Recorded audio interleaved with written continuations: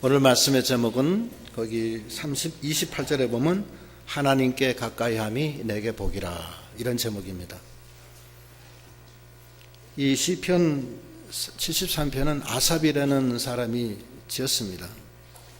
아삽은 다윗하고 솔로몬 시대 때 그 궁정에 악사로 있었던 사람인데 시편을 12편이나 지었어요. 신령한 분이고, 이분이 이제 이 진시인데 하나님께 가까이함이 내게 복이라. 아사비가 믿음이 좋은 분인데 실망을 했어요. 뭘 보고 실망했냐면, 하나님은 성결한 사람에게 선을 베푸시는 하나님이라고 했는데 가만히 보니까 악인이 더 잘 산단 말이에요. 이 성경의 기본 원리는 뭐냐면 의인 형통, 악인 고통. 그것이 기본적인 우리가 상상하는 거 아니에요? 의인 형통, 악인 고통이나 멸망이나 이렇게 돼야 되는데 거꾸로야 지금. 의인 고통, 악인 형통이라. 그걸 보니까 너무 섭섭한 거예요. 그래서 거기에 대해서 고민을 하다가 그 도리를 깨달았어요. 깨달은 결과가 뭐냐면 하나님께 가까이함이 내가 복이다, 이걸 깨달은 거예요. 그래서 그 내용을 보면은 1절부터 한번 읽어보세요. 1절. 하나님이 참으로 이스라엘 중 마음이 정결한 자에게 선을 행하시나 나는 거의 실족할 뻔하였고 내 걸음이 미끄러질 뻔하였으니. 예, 하나님은 마음이 정결한 자에게, 늘 회개하고 바르게 살려고 하는 자에게 선을 베푸신다고 그렇게 말씀하셨는데 그렇지 않으니까 내가 실족할 뻔했다는 거예요. 그래서 어떻게 되느냐, 그 3절부터 읽어보세요. 3절. 이는 내가 악인의 형통함을 보고 오만한 자를 질시하였음이로다. 저희는 죽는 때에도 고통이 없고 그 힘이 건강하며 타인과 같은 고난이 없고 타인과 같은 재앙도 없도다. 그러므로 교만이 저희 목걸이요 강포가 저희의 입는 옷이며 살찜으로 저희 눈이 솟아나며 저희 소득은 마음의 소원보다 진하며 저희는 능욕하며 악하게 압제하여 말하며 거만히 말하며 저희 입은 하늘에 두고 저희 혀는 땅에 두루 다니도다. 그러므로 그 백성이 이리로 돌아와서 잔에 가득한 물을 다 마시며 말하기를 하나님이 어찌하랴 지극히 높은 자에게 지식이 있으랴 하도다. 볼지어다 이들은 악인이라 항상 편안하고 재물은 더하도다. 예, 요거 읽어보니까 여러분들도 속상하시죠? 예? 의인이 형통하고 악인이 고통을 받아야 되는데 거꾸로 악인은 형통하고 더 잘 사는 거예요. 어떻게 잘 사냐? 죽는 때에도 고통이 없고 그 힘이 건강하며, 5절에 타인과 같이 고난도 없고 타인과 같이 재앙도 없고, 재앙도 없고 고난도 없고 형통화되는 거예요. 죽을 때도 고통도 없이 죽는다는 거예요. 그러고 그뿐만 아니라 거기 6절에 그러므로 교만이 저희의 목걸이고 강포가 저희의 입는 옷이며, 교만하게 행동한다는 거예요. 그리고 강포는 아주 포악한 거예요. 포악하게 행동하고 그래도 잘 살아. 7절에 살찜으로 저희 눈이 솟아나며, 눈이 솟아난다는 것은 눈이 높아지고 마음이 교만해지는 것을 뜻하기도 해요. 눈이 솟아나는 거예요. 눈이 푹 꺼져가지고서 귓다귀가 축 처져가지고서 힘없는 게 아니라 솟아나요. 그리고 소득은 그 마음의 소원보다 진하며, 소득은 뭐 자기가 생각했던 것보다 더 많이 번다는 거예요. 그뿐만 아니고 저희는 8절에 능욕하며 악하게 압제하여 말하며 거만히 말하며, 9절 저희의 입은 하늘에 두고 저희 혀는 땅에 두루 다니도다. 입을 하늘에 둔다는 것은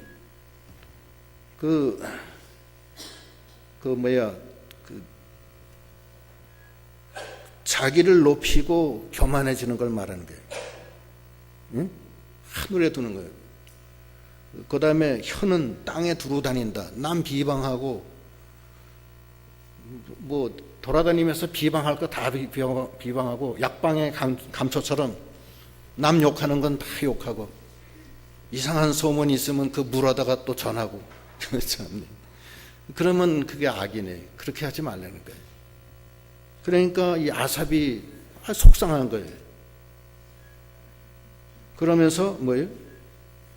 10절에 그러므로 그 백성이 이리로 돌아와서 잔에 가득한 물을 다 마시며 말하기를 하나님이 어찌 알랴 지극히 높은 자에게 지식이 있으려 하도다. 가득한 물은 세상 물이에요. 이 세상 물은 악사상, 영혼을 죽게 하는 그런 물들, 그런 거를 갖다 쭉쭉 마시면서 무슨 저기 뭐야 막걸리 마시듯이 술을 마시듯이 퍼마시면서 하나님이 어떻게 알아 우리를 이렇게 한다는 거예요. 하나님이 없는 것처럼 행동한다는 거예요. 그런데도 잘 되기 때문에 아사비가 속상한 거예요. 응? 그들은 12절 볼지어다 이들은 악인이라 항상 평안하고 재물은 더하도다. 항상 평안하고 돈도 잘 벌고 더 잘 된다는 거예요. 아사비가 아니 하나님이 성결하게 잘 사는 사람에게 믿음 지키는 자에게 선을 행하시는 하나님인데 현실적으로 보니까 그렇지가 않으니까 속상한 거예요. 그래서 계속 얘기하기를 13절 14절 읽어보세요. 13절 내가 내 마음을 정의하며 내 손을 씻어 무죄하다 한 것이 실로 어때도다. 나는 종일 재앙을 당하며 아침마다 징책을 보았도다. 네. 내가 마음을 정의하고 내 손을 씻고 또 나는 씻어서 이렇게 날마다 회개하고 죄를 다 씻었다. 나는 이제 무죄하게 됐다. 그렇게 한 것이 헛되다는 거예요. 그리고 종일 재앙을 당하며 아침마다 징책을 본다는 거예요. 경건하게 사는 자는 하나님이 더 징계를 더 주고 더 그 고난이 있게 해주시는 것이 너무나 섭섭한 거예요. 아사비가 그것이 시험거리예요. 아삽은. 그래서 하는 말이 15절 내가 만일 스스로 이르기를 내가 이렇게 말하리라 하였다면 주의 아들들의 시대에 대하여 괴유를 행하였으리이다. 내가 어쩌면 이를 알까 하여 생각한즉 내게 심히 곤란하더니 하나님의 성소에 들어갈 때에야 저희 결국을 내가 깨달았나이다. 네, 그래서 고민을 한 거예요. 고민하다가 굉장히 이걸 어떻게 내가 해결하나.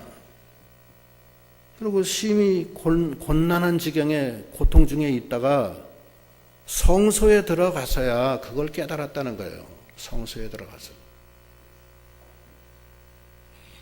그래서 그 깨달은 다음에는 뭐냐면 내가 이러한 사정을 혹시 우리 아들들에게 이 얘기를 했더라면 내가 거짓말을 할 뻔했구나. 내 후배들한테 야 악인 형통 의인 고통이다. 하나님이 뭔가 잘못하신 거다. 이렇게 혹시 얘기했더라면 내가 내 후배들한테 내가 거짓말 한 결과가 됐을 뻔했다. 몰랐다가 성소에 들어가서 그걸 깨달았다는 거예요. 성소에 들어가서. 성소에 들어갔다는 것은 첫째는 성소는 오늘날 교회를 뜻해요. 교회 와서 그 믿음 생활 하다가 그걸 깨달았다는 뜻도 있고 또 하나는 자기가 영적으로 하나님을 만나서 성령의 감동으로 기도하다가 그 신령한 그 도리를 깨달았다 이런 뜻도 있어요. 후자가 더 깊은 뜻이 되겠죠. 하나님의 그 깊은 기도 중에 그 하나님의 그 은혜로 그걸 깨닫게 됐다는 거예요. 이 성소에서 깨닫는 것이 귀한 거예요. 하나님의 일은 하나님의 영 외에는 알 수가 없다고 그랬어요. 그래서 거기 보면은 고린도전서 2장 9절로 한번 읽어보세요. 14절까지. 고린도전서 2장 9절. 기록된 바 하나님이 자기를 사랑하는 자들을 위하여 예비하신 모든 것은 눈으로 보지 못하고 귀로도 듣지 못하고 사람의 마음으로도 생각지 못하였다 함과 같으니라. 오직 하나님이 성령으로 이것을 우리에게 보이셨으니 성령은 모든 것 곧 하나님의 깊은 것이라도 통달하시느니라. 사람의 사정을 사람의 속에 있는 영 외에는 누가 알리요? 이와 같이 하나님의 사정도 하나님의 영 외에는 아무도 알지 못하느니라. 우리가 세상의 영을 받지 아니하고 오직 하나님께로 온 영을 받았으니 이는 우리로 하여금 하나님께서 우리에게 은혜로 주신 것들을 알게 하려 하심이라. 우리가 이것을 말하거니와 사람의 지혜로 가르친 말로 아니하고 오직 성령의 가르치신 것으로 하니 신령한 일은 신령한 것으로 분별하느니라. 육에 속한 사람은 하나님의 성령의 일을 받지 아니하나니 저희에게는 미련하게 보임이요 또 깨닫지도 못하나니 이런 일은 영적으로라야 분별함이니라. 예. 육에 속한 사람들, 영에 속한 사람들이 있는데 육에 속한 사람들은 세상으로 사는 사람들이에요. 믿음이 없는 사람들이에요. 이런 사람들은 하나님의 이 신령한 뜻을 깨닫지 못한다는 거예요. 그러나 영에 속한 사람들, 그런 사람들은 하나님의 영의 세계, 그 성소에 들어가서 그것을 깨닫는다는 거예요. 그래서 그거를 아사비가 그걸 깨달은 거예요. 아, 그렇다. 내가 그걸 몰랐구나.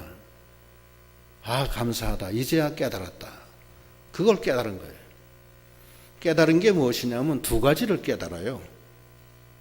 첫째 깨달은 것은 거기 지금 18절, 19절에 나와요. 18절. 주께서 참으로 저희를 미끄러운 곳에 두시며 파멸에 던지시니 저희가 어찌 그리 졸지에 황폐되었는가 놀람으로 전멸하였나이다. 예, 하나님이 이 육에 속한 사람들, 세상으로 사는 사람들은 미끄러운데 두시고 파멸에 던지신다는 것을 깨달았어요. 이 미끄러운 곳이 뭐냐? 미끄러운 곳은 디디면은 샬라당 하면서 매기 잡는 거예요. 과당 넘어지는 거. 미끄러운 거. 이 세상에 미끄러운 데가 있어요. 미끄러운 것은 지나가는 것. 그것이 미끄러운 거예요. 형적이 자꾸 없어지는 것. 그래서 그 요한일서 2장 15절로 17절은 뭐라고 표현하느냐 하면은 그거를 한번 읽어보세요. 요한일서 2장 15절. 이 세상이나 세상에 있는 것들을 사랑치 말라. 누구든지 세상을 사랑하면 아버지의 사랑이 그 속에 있지 아니하니 이는 세상에 있는 모든 것이 육신의 정욕과 안목의 정욕과 이생의 자랑이니 다 아버지께로 쫓아온 것이 아니요 세상으로 쫓아온 것이라. 이 세상도 그 정욕도 지나가되 오직 하나님의 뜻을 행하는 이는 영원히 거하느니라. 세상 정욕은 다 지나가는 거예요. 다 지나가요. 지나가는 것에 그 위에 소망을 두고 서 있으면은 미끄러져요. 여러분 저기 그 헬스클럽에 가면은 뭐 있어요? 러닝머신 있죠? 예? 러닝머신 있어요? 그 막 돌아가잖아요. 거기 올라타가지고서 가만히 서 있으면 어떻게 돼요? 예? 꽈당 넘어지죠. 예. 그게 세상은 지나가요, 다. 그게 미끄럽다고요. 세상 안 지나가는 거 있어요? 다 지나가요, 다. 여기 이제 젊은 분들도 있고 저쪽에도 있고 그런데 젊다고 자랑하지 마세요. 잠깐 지나가요. 조금 있으면 금방 시집가고 또 애 낳고 애 키우다 보면 아줌마 되고 아줌마 된 다음에 그 다음에 병 나고 뭐 무릎 아프고 뭐 어쩌고 저쩌고 그래서 금방 가는 거예요. 금방. 인생은 일장춘몽이야. 인생도 지나가고 세상도 다 지나가. 거기에 안주하면은 미끄러지는 거예요. 미끄러져. 낙상당해. 자기의 젊음을 자랑하는 사람은 그 젊음 때문에 나중에 실망합니다. 이 세상은 미끄러지는 거예요. 물질에 취해서 물질을 갖다가 중심으로 사는 사람은 물질 때문에 나중에 미끄러져요. 그렇게 되는 거예요. 이 세상은 지나가는 거예요. 세상은 다 지나가는 거예요. 그래서 보면은 고린도전서 7장 31절은 뭐라고 그러냐면 읽어보세요. 고린도전서 7장 31절 세상 물건을 쓰는 자들은 다 쓰지 못하는 자같이 알아. 이 세상의 형적은 지나감이니라. 예, 이 세상 형적은 다 지나가요. 잠깐 지나가요. 박근혜 대통령 4년 전에 열안했잖아요. 세상 다 잡은 것 같이 생각하면 잠깐 다 지나가고 지금은 안양 어딨나 저쪽에 있나 의왕시 거기 있는데 무슨 유치장인가 어디 예? 거기가 있나 어디가 있나 모르겠어요. 예? 어디 갔는지는 신경 안 써요. 다 그런 거예요. 인생이라는 게 다 그래요. 다 그래요. 역대 대통령님들 다 이렇게 보면은 그것이 형적이 지나가는 거예요. 거기에 너무 동분서주하고 거기에 자기 인생을 걸을 필요가 없는 거예요. 그러면 다 미끄러져요.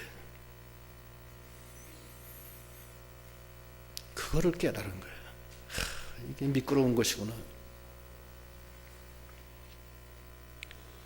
두 번째 깨달은 것은 세상 사람들은 이생의 분깃을 쫓아가요. 그러나 하나님의 사람은 하늘나라의 분깃을 쫓아가는 거예요. 그것이 다른 거예요. 그걸 깨달은 거예요.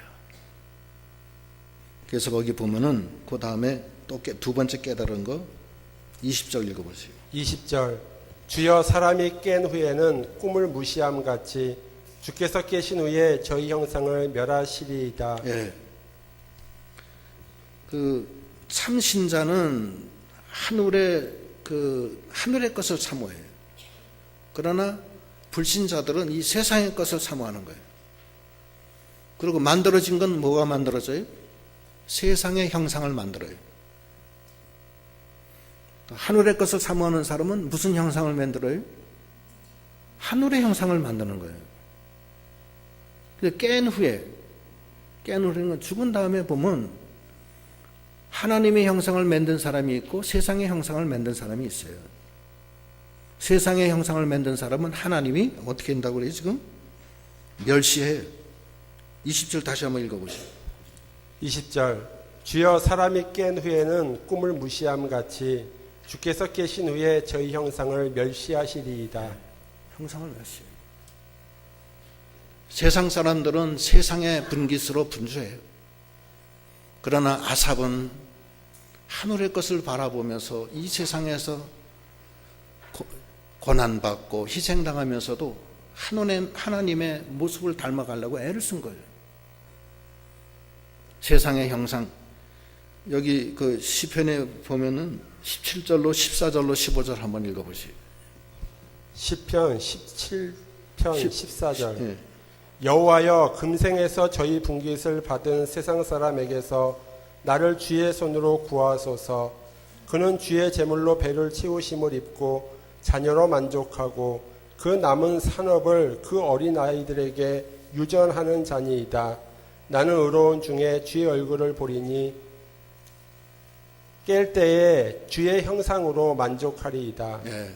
17장 14절 다시 한번 보시고. 14절 네, 됐어요. 금생에서 저희의 분깃을 받는 세상 사람들. 세상 사람들은 이 사흘 동안에 자기 분깃을 취해요. 그래서 재물로 배를 채우고 자녀들로 만족하고 그 다음에 남은 재산은 또 누구한테 줘요? 자기 토끼 같은 자기 자식들에게 그걸 남겨줘요. 그것이 이 세상 사람들의 길이에요. 그러나 하늘의 것을 사모하는 사람은 세상에서는 나그네요 외국인이라 증거함을 받고 본향을 사모해서 하늘의 형상을 많이 닮아서 깰 때에 주의 형상으로 만들어진 걸로 만족하는 거예요. 그런데 이 세상의 형적을 쫓아가는 사람들은 이 세상에서 일할 때 뭘로 일해요? 싹쓸 받고 일해요. 돈 벌려고.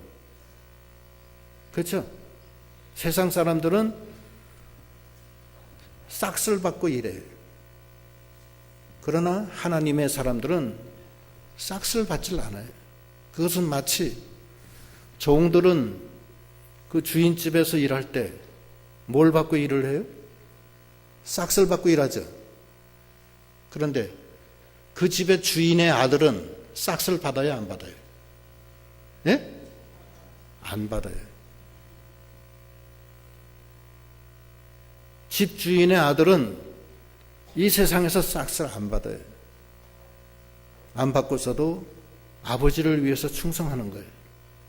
그러나 이 세상으로 끝나는 사람들은 그 주인에게서 싹쓸 받아요.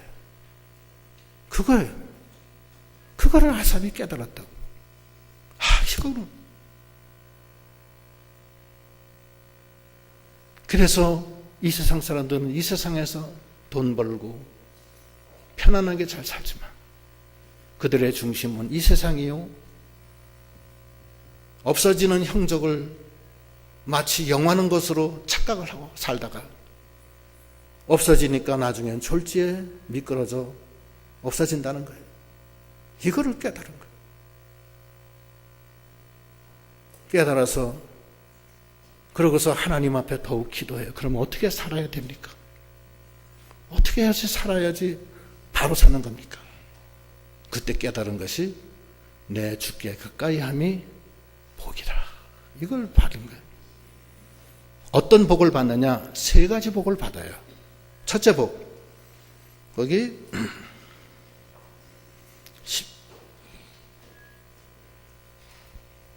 20절부터 다시 읽어보시죠. 20절. 주의 사람이 깬 후에는 꿈을 무시함 같이 주께서 깨신 후에 저희 형상을 멸시하시리이다. 내 마음이 산란하며 내 심장이 찔렸나이다.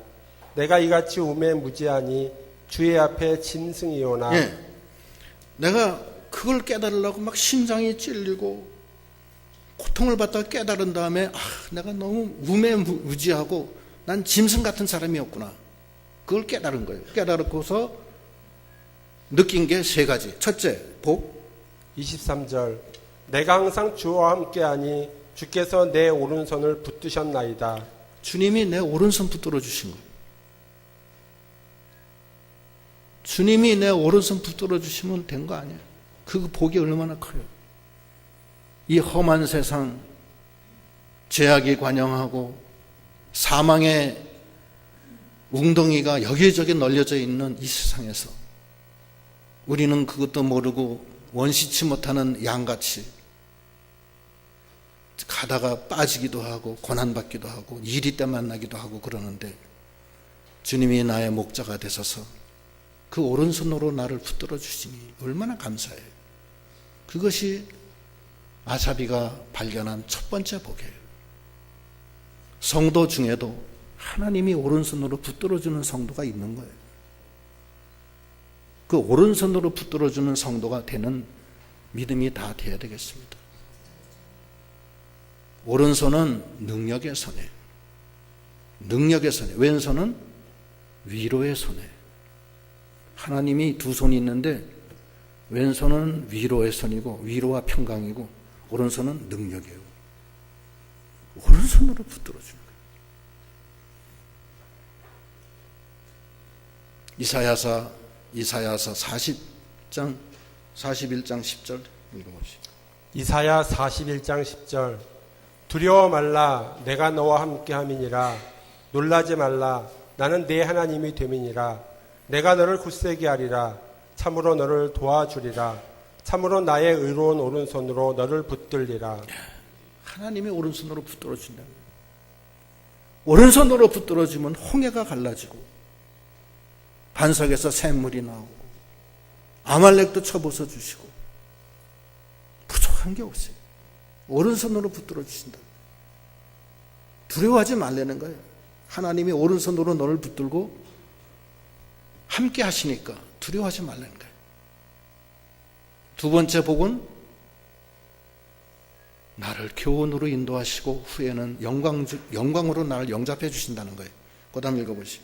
24절 주의 교훈으로 나를 인도하시고 후에는 영광으로 나를 영접하시리니 하늘에서는 주 외에 누가 내게 있으리요 땅에서는 주밖에 나의 사모할 자 없나이다. 예, 교훈으로 나를 인도하시고 시편 23편에는 막대기와 지팡이로 나를 안위하시나이다. 응? 사망의 음침한 골짜기에서도 해를 두려워하지 않을 것은 주께서 나와 함께 하심이라. 교훈으로 인도하시고 그래서 날마다 말씀을 주시고 영적 감동을 주셔서 우리가 나아갈 길을 하나님이 은밀한 가운데 알려주시는 거예요. 하나님의 인도를 받는 믿음이 되어야 됩니다. 교훈으로 인도하시고 후에는 영광 중에 나를 영접하신다.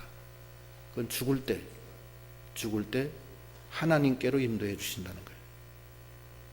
이 세상에 살 때는 교훈으로 인도하시고 죽을 때는 영광 중에 영접해 주시는 거예요. 연결돼요. 얼마나 좋아요.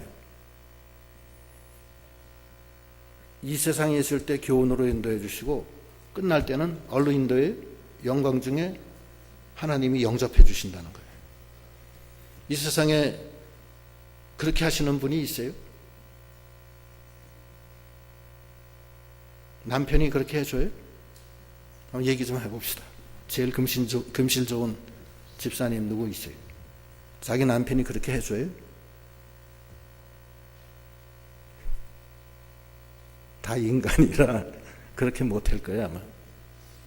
자기 남편이 자기를 정말 아름다운 교훈으로 인도하고 죽을 때 영광 중에 영접해주는 남편이 있느냐고요. 또 그런 부인이 있어요? 다 연약해서 둘 중에 하나가 먼저 죽지 뭐 그렇잖아요? 못 가요.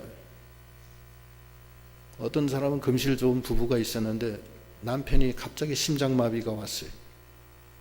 혀가 말려 들어가 이 목구멍 속으로. 심장마비가 오면은 혀가 말려 들어가요. 말려 들어가서 숨구멍이 막혀서 죽는 거예요. 또 심장도 마비되고. 근데 부인이 그 혀를 붙잡고서 말려 들어가지 않게 안 돼, 안 돼. 이렇게 끝날 수 없어. 그렇지만 그게 안 되는 거예요. 부인이 암만 사랑해도 안 돼. 혀가 말려 들어가. 인간의 한계요.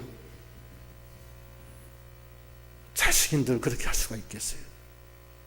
누가 할 수 있겠어요? 하나님은 그렇게 해줘요. 그래서 말씀이 그거 아니에요? 25절 다시 한번 읽어보시오. 25절 하늘에서는 주 외에 누가 내게 있으리요 땅에서는 주밖에 나의 사모할 자 없나이다. 하늘이나 땅에서나 하나님밖에 안 계신 거예요. 이 세상 살 동안에 귀한 말씀, 생명의 말씀으로 나를 인도하시고 끝날 때는 영광 중으로 나를 인도하시는 주님. 그 주님을 이 세상에 없고 땅에서나 하늘에서나 없는 거예요. 그것이 얼마나 큰 복이냐고요. 죽을 때 혼자 죽어 저 북망상천 알지도 못하는 저 회색의 나라로 그 지옥으로 가는 사람들 얼마나 많아요. 그러나 우리는 하나님이 천사를 보내서 안아주셔서 생명수 샘으로 인도하시니 예수 믿다 죽는 사람은 얼굴이 밝고 기쁨으로 얼굴이 웃는 낯으로 다 변해서 가잖아요. 그 여러분들도 다 체험하셨잖아요. 그것은 하나님이 영광 중에 영접하시기 때문에 그런 거예요. 그게 얼마나 큰 복이냐고요. 그 세 번째 복은 그 다음에 읽어보세요. 26절 내 육체와 마음은 쇠잔하나 하나님은 내 마음의 반석이시요 영원한 분기이시라. 네, 내 마음과 육체는 쇠잔해. 그러나 하나님이 내 마음의 반석이시요 영원한 분기이시라. 얼마나 좋아요. 내 마음과 육체는 쇠잔해져. 잠깐 몸에 힘 빠지고 연약해지는 거예요. 다 인생이라는 게 그런 거예요. 나이 드셔서 아프기 시작하면, 중고차 고장나기 시작하면 한없이 고장나듯이 인간도 마찬가지야. 연쇄적으로 여기저기 다 고장나요. 뭐 70년, 80년, 90년 그렇게 썼으니 무슨 힘이 있어요. 그게 그 세포가 다 늙어가지고선 물 다 빠지고 간신히 유지하는데, 이 세상의 그 모든 기압과 모든 그 조건에 이 육신이 그걸 견뎌서 사는 거예요. 견뎌서 사는데 어느 순간에 가면 거기에 한계에 도달할 수가 없는 힘으로 내려가요. 그러면 그 다음부터는 아픈 거예요. 그럼 어떻게 할 수가 없다고. 그것이 쇠잔해지는 거예요. 꽃이 지고 풀이 마르고 그러듯이 인간도 마음과 육체가 쇠잔해지지만 하나님은 내 마음에 반석이 되시고 하나님은 나에게 영원한 분깃이 되셔서 육체와 마음은 쇠잔해서 없어지더라도 내 마음에 계신 하나님의 분깃은 영원해서 너무나 아름다운 내 속에 그 기쁨이 같이 하는 그걸 주시니 얼마나 감사해요. 이 세 가지 축복을 받는 저희들이 다 되도록 하셔야 되겠습니다. 첫째 축복은 하나님이 나 오른손 붙들어줘. 오른손으로 나를 붙들어줘. 능력의 손으로. 난 능력 없어요. 내가 마귀를 이길 수 있어요. 사망을 이길 수 있어요. 죄악을 이길 수 있어요. 할 게 하나도 없습니다. 능력의 오른손으로 붙들어줘요. 두 번째는 교훈으로 평생을 인도하시다가 죽을 때는 영광 중에 나를 영접해 주시고 죽어서도 영원히 함께 하시고, 세 번째는 내 육체와 마음은 쇠잔하지만 주님은 나의 반석이시오 나의 영원한 분깃이다. 하나님이 영원한 분깃이에요. 하나님 한 분이면 끝난 거예요. 다른 거 다 필요 없어요. 하나님은 모든 것인데 그분이 나의 분깃인데 더 이상 뭐가 더 필요하겠어요. 이 세 가지 축복을 아사비가 발견하고 너무 감사한 거예요. 감사해서 마지막으로 하는 말, 그 다음 읽어보세요. 27절 28절 27절 대저 주를 멀리하는 자는 망하리니 음녀같이 주를 떠난 자를 주께서 다 멸하셨나이다. 하나님께 가까이함이 내게 복이라. 내가 주 여호와를 나의 피난처로 삼아 주의 모든 행사를 전파하리이다. 예, 그래서 깨달은 거예요. 주를 멀리하는 것이 망하는 길이다. 음녀같이 주를 떠난 자, 세상과 짝하고 세상에 미혹받아가지고서 하나님 멀리 떠나서 세상으로 빠진 자들, 돈 따라간 자들, 사람 따라간 자들, 명예 영광 따라간 자들, 생명의 주님을 버리고 멀리 떠나서 허랑방탕 자기에게 준 하나님의 모든 은혜를 다 탕진한 사람들, 그 사람들은 음녀같이 세상으로 나간 자들, 그건 하나님이 망한다는 거예요. 그러나 여호와와 함께 하는 것을, 하나님에 가까이 하는 것이 내게 보이는 거예요. 그래서 하나님께 가까이 해야 된다는 거예요. 이 복을 받으려면 하나님을 멀리 떠나면 안 돼요. 하나님을 가까이 해야 돼요. 여러분 하나님 가까이 하세요? 예? 가까이 하시나고요? 하나님을 가까이 하세요. 그 세 가지 축복을 받는 첫 번째 조건은 하나님께 가까이 해야 돼요. 역대하 15장 2절 역대하 15장 2절. 저가 나가서 아사를 맞아 이르되 아사와 민 유다와 베냐민의 무리들아 내 말을 들으라. 너희가 여호와와 함께하면 여호와께서 너희와 함께 하실지라. 너희가 만일 저를 찾으면 저가 너희의 만난 바 되시려니와 너희가 만일 저를 버리면 저도 너희를 버리시리라. 이건 무서운 말씀이에요. 하나님과 함께 하면은 하나님이 함께 해주시고, 하나님을 버리면 하나님도 버리시고, 하나님을 찾으면 만나주신다는 거예요.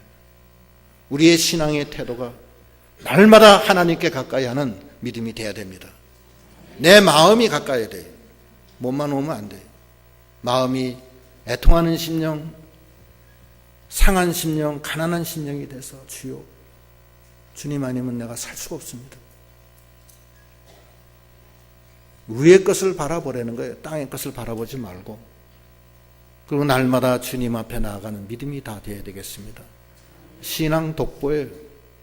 신앙이라는 것은 하나님을 향해서 내가 나가는 거예요. 어디까지? 천성을 향해서 나가는 거예요. 중간에 죽음의 관문이 있어요. 그 요단강 건너가는 거예요. 죽음의 관문을 건너서 하나님께로 나가는 거예요. 그런데 하나님이 그때까지 교훈으로 인도하시고 영광 중에 영접하시고 오른손으로 붙들어서 능력으로 그걸 다 이기게 하시고 같이 나가시는 거예요. 내 마음과 몸은 세잔하지만 하나님이 나의 반석이 되어주시고 하나님이 나의 분기시다 이렇게 하고 나가는 거예요. 하나님 앞에 가까이 나가세요. 하나님 멀리 떠난 사람들 빨리 돌아오셔야 돼요. 하나님이 가까이 그래요. 오른손으로 붙들어 주시는 게 얼마나 커요. 교훈으로 인도하시고 영광 중에 영접하시고 내 마음의 반석이시고 나의 영원한 분기시 되시는 주님을 향해서 날마다 가까이 가는, 내가 하나님께 가까이 함이 내게 복이라. 그가 오른손으로 나를 붙드시리라. 이 믿음으로 나가야 되겠습니다. 두 번째, 하나님을 나의 피난처로 삼아야 돼요. 거기 28절 다시 읽어보세요. 28절. 하나님께 가까이 함이 내게 복이라. 내가 주 여호와를 나의 피난처로 삼아 주의 모든 행사를 전파하리이다. 하나님을 피난처로 삼아야 돼요. 하나님을 피난처로 삼는 자에게는 하나님이 힘이 되어주세요. 세상을 피난처로 삼고 사람을 피난처로 삼고 하나님을 떠나는, 그러면 안 돼요. 하나님이 이스라엘 백성이 가나안 땅에 들어갔을 때 제일 먼저 세운 게 뭐냐면 피난처를, 도피성을 만들어 주셨어요. 왜 그러냐? 부족한 사람들은, 죄 지은 사람은 다 그 도피성으로 들어가서 목숨을 건지라는 거예요. 그 도피성이 뭐냐? 피난처예요. 하나님을 피난처로 삼아야 돼요. 다윗은 죽을 고생을 많이 했어요. 여러 번 죽을 뻔했지만 하나님을 피난처로 삼았어요. 그래서 나의 힘이 되신 여호와시오, 내가 주님을 사랑합니다. 시편 18편 1절로 3절 읽어보세요. 시편 18편 1절. 나의 힘이 되신 여호와여, 내가 주를 사랑하나이다. 여호와는 나의 반석이시오, 나의 요새시오, 나를 건지시는 자시니 나의 하나님이시오, 나의 피할 바이시오, 나의 방패시오, 나의 구원의 뿌리시오, 나의 산성이시로다. 내가 찬송받으실 여호와께 아뢰리니 내 원수들에게서 구원을 얻으리로다. 예, 이게 다윗의 시예요. 하나님이 나의 반석입니다. 하나님이 나의 피난처입니다. 제가 어디로 갑니까? 그러니까 나의 힘이 되주신 여호와. 그러니까 하나님이 부르짖을 때 원수들에게서 구원해 주시는 하나님. 하나님은 부르짖는 자에게 응답하시고 가까이 나가는 자를 만나주시고 함께하는 자에게 함께해 주시는 하나님. 그 하나님을 피난처로 삼는 믿음이 되어야 되겠습니다. 그게 두 번째. 세 번째는 하나님의 행사를 전파해야 돼요. 이거는 대명령이에요. 사명이에요. 때를 얻든지 못 얻든지 주의 말씀을 전파해라. 이것은 하나님의 사명이에요. 그래서 마태복음 10장이나 누가복음 9장에도 다 나와요. 하나님이 우리에게 능력을 줘요. 하나님 자녀의 권세를 줘요. 주시면서 나가 전파해라. 전파하면은 그 능력이 네게 임한다는 거예요. 하나님의 능력은 한 번 임하면 안 나가요. 자기 거 되는 거예요. 그런데 우리 평강교회가 좀 부족해요. 전파하는 면에서. 여기 말없이 고생하고 말씀 전하시는 분 많이 있어요. 제가 알지만. 그래서 때를 얻든지 못 얻든지 내가 죽기 전에 한 생명이라도 살려나간다. 그러면 하나님의 능력이 임해요. 생명 살리는 능력이 임하는 거예요.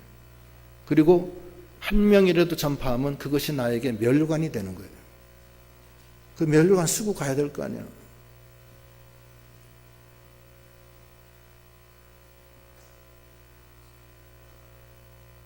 면류관 전 개털모 자면 충분해요.